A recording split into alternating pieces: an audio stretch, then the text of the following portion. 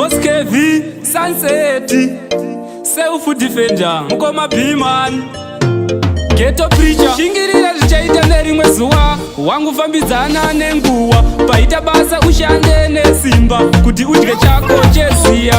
Zvimwe ndezvimwe boys, kupfuma kutanga washanda.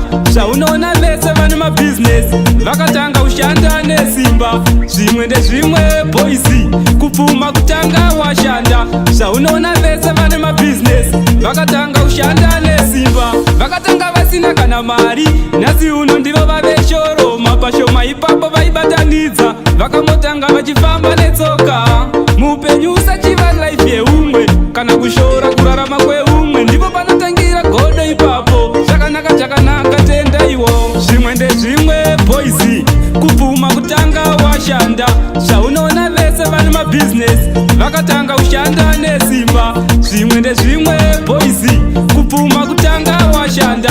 Zvaunoona vese vane mabusiness, vakatanga ushanda nesimba. Shingirira zvichaita nerimwe zuva, wangu fambidzana nenguva. Paita basa ushande nesimba, kuti udye chako cheziya. Hapana chinouya wakarara, semurume chingoshingirira. Paunoshanda Mwari anotungamira, saka wangu usaita matyira. Zvimwe ndezvimwe boys, kupfuma kutanga washanda. Zvaunoona vese vane mabusiness, vakatanga ushanda nesimba. Zvimwe ndezvimwe boys, kupfuma kutanga washanda. Zvaunoona vese vane mabusiness, vakatanga ushanda nesimba. Vakatanga vasina kana mari, nhasi uno ndivo vave shoro. Mapashoma ipapo vaibatanidza, vakamotanga vachifamba netsoka. Mupenyu usachiva life yeumwe, kana kushora kurarama kweumwe. Ndipo panotangira godo ipapo, zvakanaka tenda iwo. Zvimwe ndezvimwe boys, kupfuma kutanga washanda.